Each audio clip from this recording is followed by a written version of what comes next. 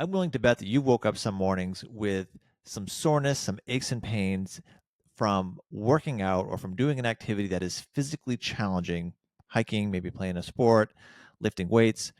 And you would say that that is a hurt so good. You feel like your muscles have been worked, a little bit sore, feels good to be a little bit sore.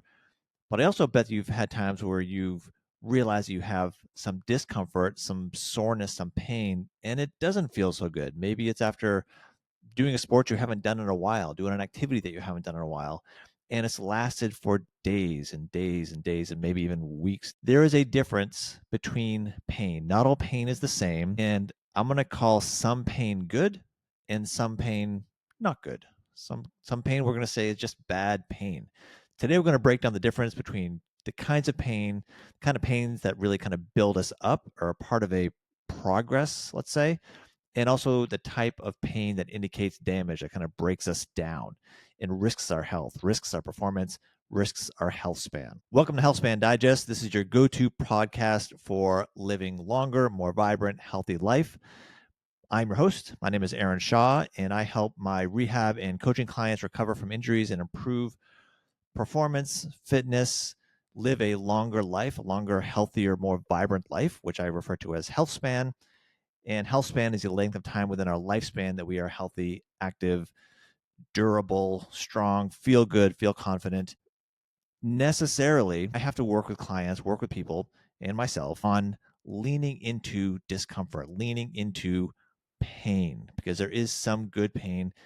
And we need to learn how to lean into the good pain thoughtfully, carefully, while avoiding the bad pain. And I have to explain this to especially my patients that I work with, that being uncomfortable is a kind of part of the process, but we need to be intentional about where pain is, how intense it is, define really like what type of pain is it, and what is that message saying to us.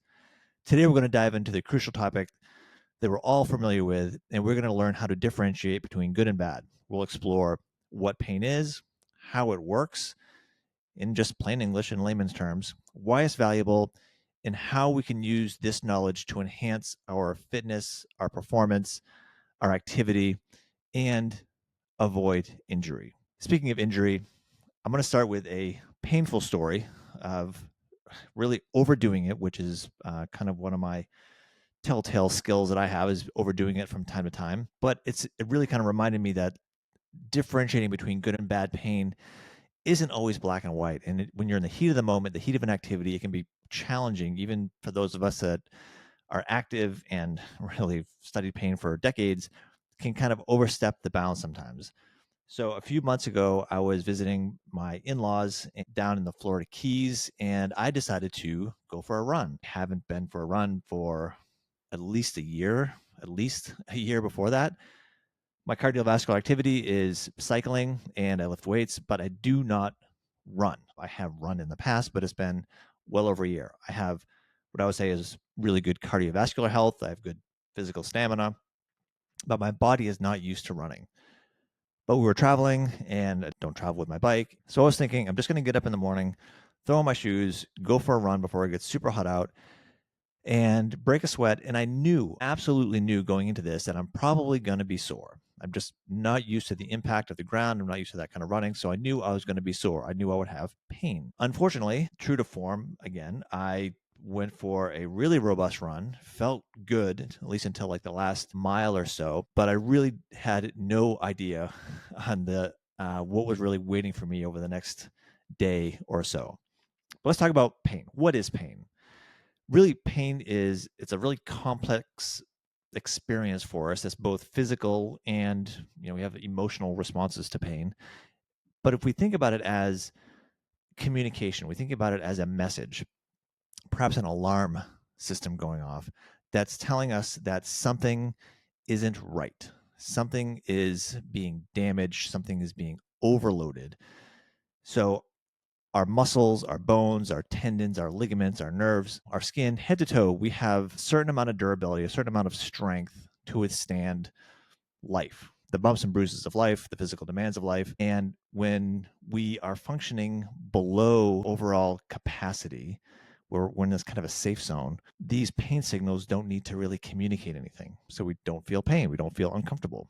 And generally speaking, if you're not recovering from an injury, but you're otherwise feeling pretty good, you're sitting on the couch, sprawled out, you're laying in bed, you feel fine, your pain signals, this messaging system is going to be just sitting there dormant, not really doing anything. There's no reason for it to give you a pain signal. But when it does turn on, when it does give you a signal, that is our way of our brain saying, hey, something just happened. Something has stressed some of our body system in a way that is beyond what it's capable of tolerating, or it's right on that line of not being able to tolerate it. So if we imagine that pain is just messages from our brain that goes through our spinal cord to every tip of our fingers and toes and all points in between, that tells us, it interprets information from our body and just says, hey, we need to pay attention to your ankle, your quad, your back, your neck.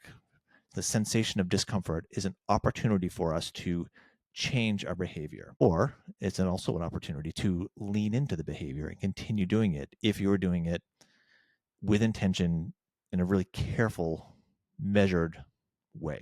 All of these messages are transmitted through our pathways in our nervous system, which is far too complex to go over here in the next 15 minutes of this podcast. But just know that it is, if we think about discomfort as just a message, and it is perhaps a fleeting opportunity to be thoughtful about what we're doing.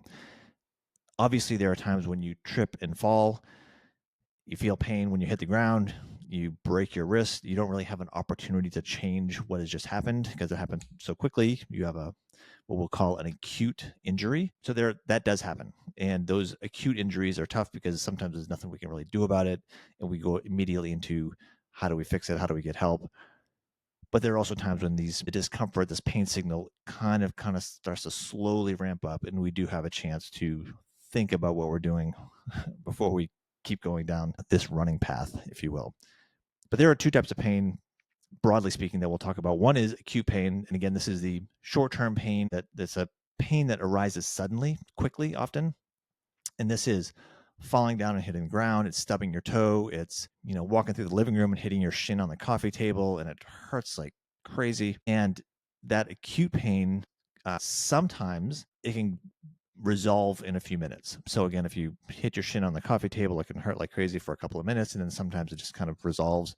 No permanent damage. You may have a bruise to show for it for the next couple of days, but ultimately it's acute. It's short term. Alternatively, you could be, playing tennis or lifting weights, and after you get done, you feel something beyond just soreness, but like really pain, like at your joint, at your elbow, let's say, your tennis elbow, if you will. And that, if it just comes on quickly, leaves quickly, we're going to call that acute pain. Chronic pain, on the other hand, lasts many days, unfortunately, many weeks, for some people, many years. There are actually pain syndromes out there where your body will give you these pain messages as if there's damage is happening immediately, even though the actual insult to the tissue, the insult to our body that caused the pain is long since gone. But that message system that's telling you that something's wrong, something needs to change, is kind of stuck. Now, for those of us that are old enough to think of records, sometimes a record would skip and just play the same 3 or 4 seconds of a tune again and again and again, just sort of stuck and stuck and stuck. That can happen in a sense with these pain pathways with the nervous system as well, where you kind of get stuck. Your body's just shooting out these pain messages to you saying, hey, you're in pain, you're in pain. It can be incredibly debilitating and sadly ruining lives when people feel chronic pain. So pain is on the spectrum of duration, obviously on a spectrum of intensity. But ultimately, we have to look at pain as being valuable. There's a book called The Gift of Pain, at least in part it was by Dr. Paul Brand. It's a really old book, but I love this term, the gift of pain. But pain is an opportunity. It's a feedback mechanism. Just like if you're lifting weights, one feedback mechanism is how much weight you can lift. So you can lift a heavier weight, and it's a little feedback like, oh, I'm stronger or I'm weaker. Pain is a feedback mechanism, and pain is a gift. It's a gift. It's a message. And this book, and Dr. Paul Brand was talking about leprosy patients who don't have pain, or they don't really perceive pain. So they've had a whole bunch of life-changing problems. Again, these are people with leprosy. And it was because they didn't have this feedback mechanism that would help them protect themselves when they got injured, when there was a threat to their system in some sort, their physical system in some sort of way. And so those of us that do feel pain can kind of look at it as a gift if we know how to do something with this information. So pain is a protective function, and also the flip side of that is that it's really an indicator of progress. So for those of us that are pursuing fitness pursuits, we know what aches and pains of a hard workout is, what that feels like. And there is this good sensation when we push hard and we realize that for the days to come, maybe a day or two after that, you feel a little bit of soreness. Your muscles feel tender to the touch, even. And it's really an indicator that, yes, you've caused some microscopic small damage to the muscles, but when done well, when loaded correctly, your body can actually adapt to that. And so we take that soreness that we feel in our muscles, and the emotional response for us, and even like the intelligent response for us, could say, hey, I've damaged my muscles. I did it intentionally. I did it, with very specific loading, either, intensity of running or intensity of riding or intensity of lifting weights, whatever that may be. And I was thoughtful about it, but I knew I pushed it pretty hard. I know I damaged the muscles a little bit, and they're a little sore, but we also know that that is what stimulates tissue adaptation. So that pain that we feel is productive. Yes, it's sore, and yes, it's uncomfortable, but it is an indicator of progress. It's a guidance for improvement, if you will. And as long as we take this information and make informed decisions on our training plan or on our safety, then we are really utilizing that gift of pain that we feel. Now, back when I was running and did that, what ended up being about 5 mile run, that towards like the last little bit of my run, I knew I was in deep trouble, because I was already feeling discomfort in my quads before I was even finished with the run. And I wasn't necessarily tired from a cardiovascular standpoint, but I knew I overdid it and I knew I was going to be sore. And so by the afternoon, I was already struggling to, sit down and stand up, because my legs were really sore and my ankles were sore. So there were two different things going on. My quadriceps, my muscles were sore, and my ankles, like right around my joints where my tendons are, was really starting to get more and more sore. And I was reminded for the next several days, I'm talking like 3 to 4, maybe even the fifth day, of still feeling some discomfort, that I did too much.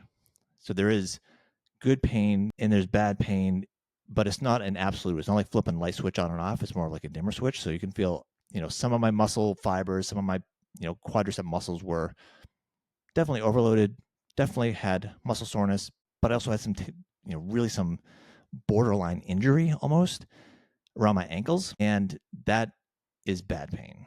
That I had to modify my activity, had to kind of really think through the next week or so what I was doing for exercises, because I knew I had really overdone it. So pain is, again, it was an opportunity. And in this case, it was a reflective opportunity for me to look back and realize that was dumb. That was not worth it. Let's dig in a little bit to good pain.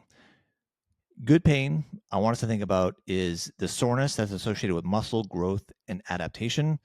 Good pain is our body positively responding to exercise. And you may already be familiar with this term. It's often called DOMS, delayed onset muscle soreness. And that is when 24 to 48 hours after doing a challenging workout, especially if it's doing exercises that you're unfamiliar with, or a really intense exercise session, or it may even be a sport that you maybe are really familiar with, but you just haven't done it in a while, so your muscles aren't accustomed to doing that, you can have sore muscles, delayed onset muscle soreness, because typically you feel pretty good in the moment when you're doing it, when you're exercising, but then later you feel sore. That is, for those of us that enjoy that sense of what we're going to call progress, pretty accustomed to it, kind of search it out. It's nice to feel a little bit sore. That's the hurt so good sort of sensation. So we kind of want that sometimes. The characteristics of this good pain would be a dull ache, and it's really localized around the muscles that you're working. It is not stabbing pain. It is not sharp pain. Recognizing this pain may help us realize that we're on the right track, activating the right muscles, activating the muscles that we want to activate, and feeling them change, feeling them adapt. It can be challenging to really finesse this. As in my running example, I feel like there was a moment there where I had probably just the right stress for my quadriceps and not too much to really make my ankles painful. So there's an art and science to doing this, but generally speaking, we want that on occasion, that good pain. We're asking the tissue to adapt. So pain can be good. Speaking of good pain, if you take a moment, check out my YouTube channel, Healthspan Digest, subscribe to that, make a comment on any of the videos that I have on there, and I will make more videos specific to what you asked me to make videos on. So check out my YouTube channel, Healthspan Digest. Super appreciate that. Now let's move on to bad pain. Bad pain. Bad pain is when we've really, really exceeded the capacity of our muscles, joints, tendons, nervous system, ligaments to tolerate what we're asking it to do. Bad pain really requires medical attention. I mean, I think that's the safest way to kind of start is that if you feel true pain that is intense, and obviously if it's really acute, meaning you just fall down and you feel significant pain, get medical attention. Do not mess around with it. Worst case scenario, you get a doctor or a professional to look at it and they say, no, you're fine. It'll go, the pain's going to go away. You've sprained something or whatever it is. Get it checked out. Bad pain is typically sharp. It's often sudden. And this is a big one that I think we can all kind of assess ourselves with. It is typically around a joint or a tendon. So if we think about our elbow, for example. If you feel your elbow and you can kind of feel it's kind of pretty bony, but on the inside of your elbow or on the outside of your elbow, there's some pretty major tendons that your muscles attach to. And this is where people can have tendinitis, call that golfer's elbow or tennis elbow. And if you are either playing golf or tennis, or you're lifting weights, or you're doing a physical activity, and you feel pain right there, it's like right at your elbow joint. And if you press on the bones there, it's really tender or even sharp, perhaps you have a sharp sensation, that is bad pain. So that would be indicative of potential tendinitis or tendon damage, where the tendon, either the tendon itself or where the tendon attaches to the bone. That is different than if you feel further down your forearm, kind of in the meaty part of your forearm where your muscles are, and if you kind of press in there a little bit and if you feel some soreness in there, that's probably good pain. That is probably, again, this is generally speaking, probably your muscles. Your muscles have been overloaded. The cool thing about muscles is that there's great blood flow in them, so they tend to recover quickly. Your body can kind of flush out any of the damage, patch up the damage pretty quickly, and you're on your way in a few days. You get through that delayed onset muscle soreness. But if you are feeling pain at a joint, that is bad pain. And this tendon pain can take weeks and months and sometimes a year or more to fully recover, to fully regain full strength of that. So that is bad pain. Oftentimes the causes of bad pain, unfortunately, is sometimes it happens when people are trying to be healthy, trying to exercise, trying to do activities that are going to make them live longer and feel more vibrant and feel more durable. And they tend to go too hard too soon. And I can appreciate this because I've worked with a lot of clients that go through the same process, or certainly a lot of patients that have, they come in to see me for treatment, and it's because they started going back to the gym, or they started going back playing tennis or playing golf, or started back doing some activity. They just exceeded, they went too quickly. And so maybe their muscles adapted pretty well. Maybe they're starting to feel a little bit fitter, a little bit healthier, and they kept pushing a little bit faster than what their tendons could tolerate. And so the muscle tends to get stronger a lot faster than the tendons can actually tolerate. So the muscle improves, people feel strong, people feel good, keep on pushing, more weight, more resistance, going to the gym more often or doing a new activity more often. The tendons are slower to adapt. All of a sudden the tendons get angry. You've got bad pain. And this really stinks because it's no good deed goes unpunished. Like, people are trying to do the right things for your health and you exceed your capacity. You end up with bad pain. You end up with tendinitis, and it takes time for that to recover, unfortunately. Bad pain is, again, it's sharp, stabbing, sometimes burning sensation. It tends to be intense and really localized. Again, it's also at a joint. So in my case, it was my ankle joints from running. It was definitely not my calf muscles. It was precisely my ankle joint, and my Achilles tendon was very involved as well. So that was bad pain, not the place that I wanted to have pain. A little spooky because I knew the consequences of that. Another unique feature about bad pain is that it often gets worse with activity. That's a sign that the tissue is so damaged that it can't tolerate any activity at all, or very minimal activity. So if pain gets worse with activity, it is often bad pain. It is often a sign of more significant tissue damage. If bad pain is associated with swelling, with bruising, with a true loss of function, there is significant tissue damage. That is bad pain. There's a problem. You need to get it checked out. And I think from an athletic, fitness perspective, if your pain occurs during exercise as opposed to after exercise, that's also a red flag. That means if your body can't tolerate the activity that you're doing, especially if it's right around a joint, you're feeling discomfort right around a joint, then that's bad pain. Typically, tendinitis is a big one. Sometimes stress fractures if you are running, which is like small cracks in the bone. Those are all red flags. And to speak again from personal experience, when you are doing an activity or especially a sport where it's moving in a bunch of different ways, or if you're in the gym and you're doing a bunch of different lifts and different movements, you can induce both delayed onset muscle soreness, kind of the good pain, and at the same time, overload a tendon, overload a joint, cause bad pain, cause tissue damage that will take much more time to heal. We can understand this from a scientific standpoint, but in the heat of the moment in real life, it can be complex. And so it's a little bit of art and science on trying to determine how hard you should be pushing and when you should back off, and also when it's too late. So how do we respond when we do have pain? Let's talk about how we can respond when we have good pain and what our actions are when we have bad pain. When you have good pain, when you have delayed onset muscle soreness, actually engaging in light activity is good. You're going to be pumping blood to muscles. Typically, these muscles are what's been overloaded, they've been damaged a little bit. And when you do gentle exercise with muscles that have delayed onset muscle soreness, that has these DOMs, you actually can help facilitate them healing quicker, feeling better quicker, decrease your soreness quicker. And it's a great way to keep the body moving and really kind of, again, get back on top of the game quicker. Or people who run or bike. So again, I'm a cyclist. I can do a really hard day on the bike. Quads can be really sore. My legs can be really sore. And the next day, if I ride just very lightly for 15 or 20 minutes with almost no resistance on the pedals, I actually feel a heck of a lot better. That soreness just goes away. And the same thing with lifting weights. If you really overdo weightlifting one day, you could take a day off. And if you go back to the gym the next day, if you just do those same motions but lightly, you'll probably feel really good. You're kicking that recovery into overdrive. The other things I would make sure to say is make sure you're well hydrated, eating nutritious foods, which is going to be the building blocks for recovering muscle anyhow, and sleep. I've done a bunch of episodes on sleep. It is it's like a legal drug. Sleep is great. We need to sleep. That's where your body's going to recover. Now, what do you do when you have bad pain? What can we do when we have bad pain? That is a time for, you've heard of RICE, those rest, ice, compression, and elevation of wherever this discomfort is.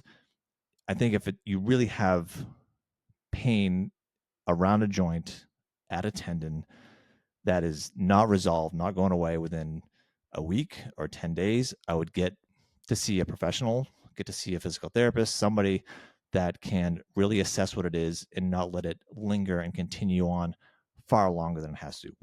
This tissue, specifically speaking of tendons, it is bad pain and it can take so long to heal. And I think what's really heartbreaking is when I see people come in to see me, that some people try to treat themselves and they come up with some interesting ways on trying to stretch in weird ways or to push through it or to take Advil or take some sort of medication and keep working their way through it, and can take an annoying injury and just prolong the duration to get back to it. And so when in doubt, seek medical professional, talk to your doctor, talk to somebody to make sure that it isn't going to be any longer duration of recovery than it absolutely has to be. The takeaway for pain, the takeaway for good pain versus bad pain is that there is a difference. Good pain, as we say, it is good. It can be indicative that you are stimulating your muscles to adapt stronger, adapt to have more durability, more physical capacity. That's great. When done well, delayed onset muscle soreness can be a good indicator that you are getting stronger and ultimately will have more capacity. Bad pain, on the other hand, is dangerous.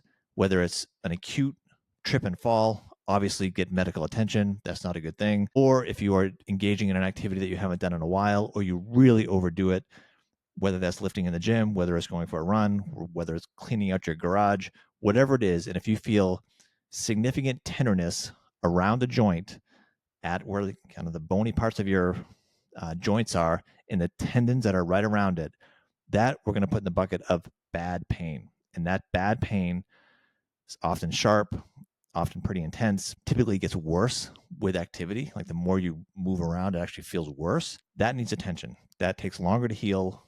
The first aid approach would be resting it, putting some ice on it, putting some compression on it, like a compressive sleeve or something on it, around the joint, and elevating it. And if still within a week or 10 days or so, if it's still a problem, please get medical advice. Please take the time, even if it's just a one-shot deal, talk to somebody who deals with this all the time, and maybe it's just giving you a little bit of advice on how to manage it over the coming weeks, and then you're good to go. Don't let it drag on, especially for weeks at a time. The one thing you can do today to extend your health span is, if you have good pain, enjoy it. If you have bad pain, treat it or get help treating it. I hope you found this episode of Healthspan Digest helpful. There is a difference in pain.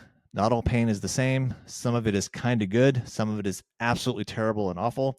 Learning the difference between the two and learning how to embrace and finesse the good sort of pain can be great for extending our health span, being more durable, stronger, having more physical capacity. The bad pain, life-changing, absolutely negative, can ruin our health span, cause great disability, and only you can perceive your pain. So please take the time to learn what the difference between the two of them are and treat them differently. I'm grateful for your time and attention. And until next time, stay healthy, stay active, and learn the difference between good pain and bad pain. If you have questions, when in doubt, drop me a message on my video on YouTube or send me a message through the podcast platforms. I'll respond to all my messages. So until next time, cheers.